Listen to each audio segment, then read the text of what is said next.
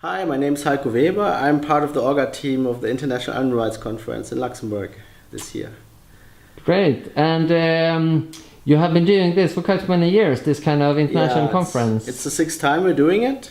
So in 2011 we did it for the first time, and we've been doing it the whole time in Luxembourg because the first time we did it here, we thought it would be nice to use a country that is quite small, doesn't have a big animal rights movement, so that it would be easier to get more of an international audience together, so that not the people from the local country would be dominating the event, but we can have more like a real international platform for people from different regions.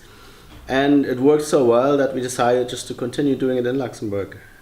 And how has it changed during the years, these 6 years? Well, it's basically changed in the sense that it got bigger. So the first year we did it, it wasn't that well known yet, and we had roughly 180 participants only, and now it's grown to more than 400.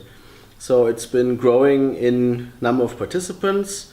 It's, for us as organizers, it's been getting a lot easier because we don't even have to advertise it much anymore. People are talking about it, people who want to contribute just get in contact with us. So it's gotten easier to organize, and I have the feeling also that a lot of people who have been here before like coming back. So it's become also kind of like a meeting place for people from the animal rights movement from different regions. And how many speakers would you say? We had roughly 60 speakers. Some of them, of course, did more than one topic, but yeah, roughly 60 speakers from more than 20 different countries. So the participants even came from more than 40 different countries. And from what I have seen, it's quite a wide variety of topics and also views. How are you thinking when you invite speakers?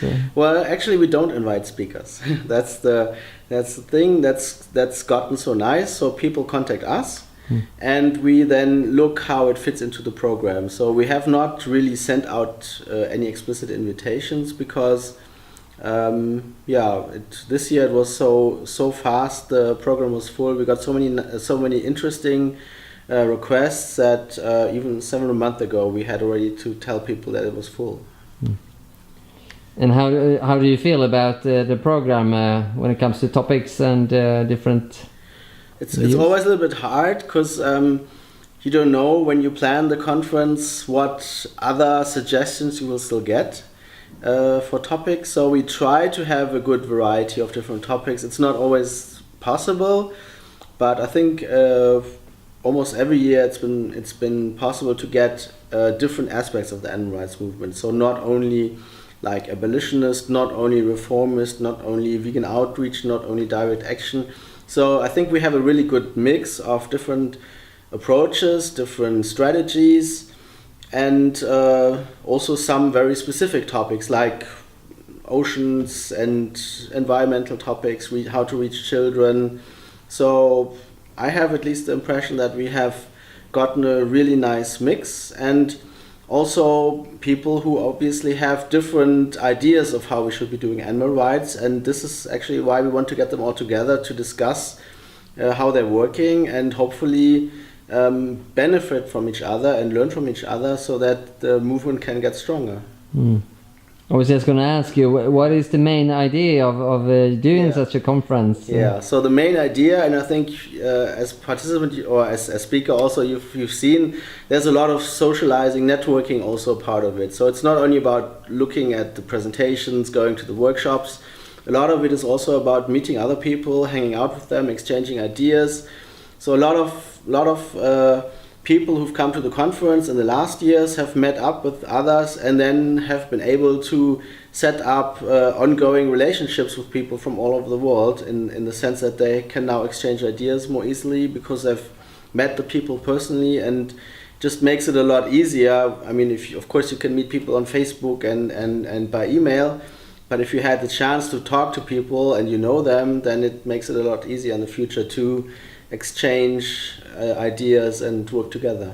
And would you say that the animal rights movement is getting more international, working more together across borders? I have the impression, yes. So I mean, when we did the conference for the first time, we didn't have anybody from Palestine participating, and we didn't have anybody from Australia participating, and this is now all happening. We have people from all over the world, and it's people who have met before at other events maybe, and they just keep exchanging ideas and trying to work together, because obviously the struggle for the end of animal exploitation is a global one. We don't gain anything if a certain type of exploitation doesn't happen in one country anymore, and the industry just moves to another country to do the same thing. So of course it's a global struggle, and unless we work together on a global level, it will not be a success. And lastly, what's your hope and ideas for future conferences? Well, I hope it continues at least as good as it has in the past.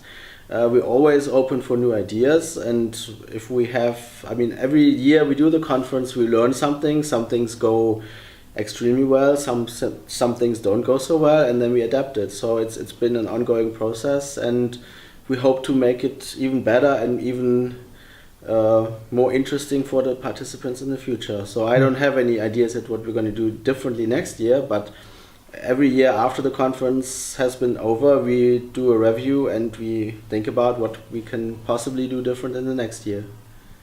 And I know even if you didn't attend this conference, you can still watch most of the videos, events. Yes. Yeah. Where can you go? That's really nice. We have a camera team who've been doing this for the last 3 years and now again. So you can watch almost all the presentations online.